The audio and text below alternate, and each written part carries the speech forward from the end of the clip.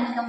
இன்னைக்கு 3வது நாள் தைப்பூச திருநாளை முன்னிட்டு அருணகிரியார் பாடிய பாடல்களில் ஒவ்வொரு நாளும் ஒவ்வொரு பாடல்களை பார்த்து வருகிறோம். அந்த வகையிலே இன்று அருணகிரியார் பாடிய திருப்புகழ் விநாயகர் துதியாக இருக்கக்கூடிய இந்த திருப்புகழை பாட இருக்கிறோம். உம்பர் தரு தேனுமணி கசிவாகி திருப்புகழ்.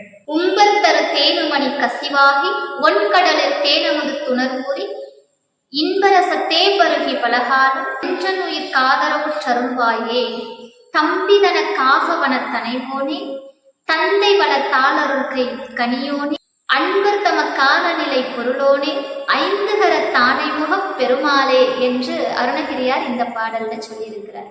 இந்த பாடலுடைய விளக்கம் அப்படின்னு பார்த்தீங்கன்னா, உம்பர் தரு தேனுமணி கசிவாகி என்கிறார். உம்பர் அப்படின்னா தேவர்களை குறிக்கக்கூடிய சொல். பார்க்கடலை கடையும் போது தேவர்களுக்கு கற்பக விருட்சம், சிந்தாமணி போன்ற உயரிய பொருட்கள் கிடைத்தது. சிந்தாமணி, கற்பக விருட்சம், காமதேனு இவைகளெல்லாம் எது கேட்டாலும் கொடுக்கக்கூடியது. இந்திரனுக்கு இதுதான் மிகப்பெரிய செல்வமாக இன்றும் நாம் பார்த்து கொண்டிருக்கிறோம். இந்திரலோகத்தில் இருக்கக்கூடிய செல்வங்கள் அப்படின்னா மிக முக்கியமாக கற்பக விருட்சம், காமதேனு, சிந்தாமணி இந்த மூன்றும் அவர்கள் பார்க்கடலை கடையும் போது அங்கே அவர்கள் பெற்ற செல்வங்கள். இதற்கு என்ன சிறப்பு அப்படின்னு பார்த்தீங்கன்னா, கற்பக விருட்சம், சிந்தாமணி, காமதேனு எது கேட்டாலும் கொடுக்கக்கூடியது. அப்படியாக தேவலோகத்தில் இருக்கக்கூடிய இந்த கற்பக விருட்சம், காமதேனு, சிந்தாமணி எப்படி எதை கேட்டாலும் தருகிறதோ அதை போலவே விநாயக பெருமான் என்ன செய்வாராம், என்ன கேட்டாலும் தடையின்றி தரக்கூடிய தெய்வமாம். நாம கற்பக விநாயகரை பார்ப்போம். பிள்ளையார்பட்டி கற்பக விநாயகர் கோவில். இந்த கற்பக மரத்திற்கே ஒரு வறுமை ஏற்படுமாயின் அந்த கற்பக விருட்சம் கூட விநாயகர் கிட்டதான் போகும் அப்படிங்கிறது நமக்கு செய்தியாக இருக்கிறது. ஆக விநாயக பெருமான் கற்பக கடவுள். நாம என்ன கேட்கிறோமோ, கேட்க கூட தேவையில்லை, எதை நினைக்கிறோமோ அதை தரக்கூடிய தெய்வம் விநாயக பெருமான் என்று அருணகிரியார் இங்கே குறிப்பிட்டு பாடுகிறார். இதுதான் முதல் 4 வரியிலே பாடக்கூடிய அந்த திருப்புகழ். எதை கேட்டாலும் தரக்கூடிய விநாயக பெருமான் உயிருக்கு எந்த உயிர் ஆதரவு சருள்வாயே அப்படிங்கிறார். அவரே முக்தியையும் தரக்கூடியவராகவும் இருக்கிறாராம். விநாயக பெருமான் நமக்கு எல்லா நலனையும் முக்தியையும் தரக்கூடிய தெய்வமாக இருக்கிறார் என்று அருணகிரியார் பாடுகிறார். அடுத்த செய்தி சொல்றார், தம்பிதனக்காக வனத்தனை போனே என்றார். வள்ளிமலையிலே வள்ளி பிராட்டியை முருகப்பெருமான் மணப்பதற்காக விநாயக பெருமான் யானை ரூபம் எடுத்து வந்த அந்த செய்தியை இங்கே அருணகிரியார் வைத்திருக்கிறார். அடுத்து சொல்றார், தந்தை வள தாளருக்கை கனியோனே என்றார்.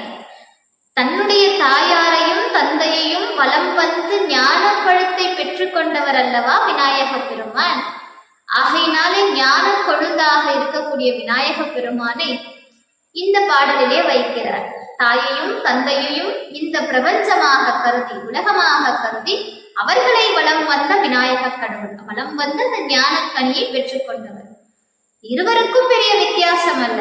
முருகப்பெருமான் உலகம் அனைத்திலும் தன்னுடைய தாயையும் தந்தையையும் கண்டார். விநாயக பெருமான் தன்னுடைய தாய் தந்தைக்குள்ளே உலகம் அனைத்தையும் கண்டார். இதுதான் செய்தி. இதைத்தான் தம்முடைய 2 மகன்களும், அந்த ஆதிபராசக்தியின் 2 மகன்களும் செய்த செயல் இதுதான். அடுத்த வரியில சொல்றார், அன்பர் தம காண நிலை பொருளோனேங்கிறார். அடியார்கள் இடத்தில் விநாயக பெருமானுடைய அருளானது இருக்கும்.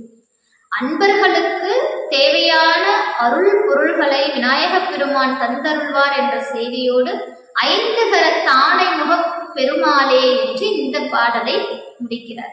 விநாயக பெருமானுக்கு 5 கரங்கள், துதிக்கையோடு சேர்ந்து 5 கரங்கள். எல்லா இடங்களிலும் விநாயக பெருமான் 5 கரத்தோடு தான் காட்சி கொடுப்பார்.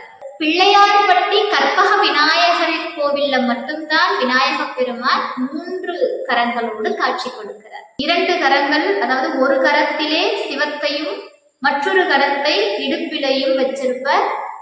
துதிக்கை 3வது கரமாக நமக்கு பிள்ளையார்பட்டி விநாயகர் கோவிலில் இருக்கக்கூடிய கற்பக விநாயகர் காட்சி கொடுக்கிறார். ஏனைய எல்லா கோவில்களிலும் எல்லா ஆலயங்களிலும் விநாயக பெருமான் 5 கரத்தோனாகத்தான் நமக்கு காட்சி கொடுக்கிறார். விநாயகர் அப்படின்னு சொன்னாலே நமக்கு நினைவுக்கு வரக்கூடிய செய்தி அவர் 5 கரத்தோன் அப்படிங்கிற செய்தி தான். இதுல என்ன ஒரு விசேஷம் அப்படின்னா, ஏன் நம்ம விநாயக பெருமானை இவ்வளவு வழிபாடு செய்யணும்? இப்போ திருப்புகழ் ஆரம்பிச்சு 3 தினங்களாக விநாயகர் துதியைத்தான் சொல்லிக் கொண்டிருக்கிறோம் அல்லவா? அப்போ ஒவ்வொரு நாளும் விநாயகரை சிந்தித்து முருகப்பெருமானை சிந்தித்துக் கொண்டிருக்கிறோம். விநாயகரை வழிபட்டால் நாம் எடுக்கக்கூடிய காரியம் தடையின்றி நடைபெறும் என்பதற்காகத்தான் முதல் 3 நாளும் நான் விநாயகர் துதியோடு ஆரம்பிச்சேன். ஏன்னா 48 நாட்கள் முருகப்பெருமானை குறித்து நாம் விரதம் இருக்க வேண்டும் என்றால் இடையில் எந்த தடையும் வரக்கூடாது. எந்த தடை வந்தாலும் நம்முடைய விரதமானது பூர்த்தி அடைய வேண்டும். அத்தகைய ஒரு கடுமையான விரதத்தை நாம் மேற்கொண்டிருக்கிறோம். அதற்கு விநாயக பெருமானுடைய அருள் கட்டாயம் தேவை. ஏன் விநாயக பெருமான் முழு முதற் கடவுளாக இருக்கிறார்? விநாயகரை வழிபட்டால் ஏன் நமக்கு எடுத்த காரியங்கள் பழமாகுகிறது, அதாவது தடையின்றி நிறைவேறுகிறது அப்படின்னா, விநாயகருடைய கரத்திலே இருக்கக்கூடிய ஒரு ஆயுதத்தை பாருங்கள். விநாயகர் தன்னுடைய கரத்திலே அங்குசம் வைத்திருப்பார். பொதுவாக விநாயகருடைய முகம் யானை முகம் அல்லவா? யானை முகத்தோடு இந்த யானையை கட்டுப்படுத்தக்கூடிய ஆயுதம் தான் அங்குசம். இந்த அங்குசத்தை பாகன் வைத்திருப்பார், யானை பாகன் வைத்திருப்பார், நம்ம பார்த்திருப்போம். ஆனால் விநாயக பெருமானோ தன்னுடைய கரத்திலே அங்குசம் வைத்திருக்கிறார். தன்னை கட்டுப்படுத்தக்கூடிய அந்த ஆயுதத்தை, அங்குசம் என்னும் ஆயுதத்தை தன் கரத்திலேயே வைத்திருக்கிறார் விநாயக பெருமான். ஆக இதன் செய்தி என்ன அப்படின்னா, யார் ஒருவர் தன்னை கட்டுப்படுத்தக்கூடிய ஆயுதத்தை தம்மிடமே வைத்திருக்கிறார்களோ அவர்களுக்கு வெற்றி நிச்சயம்.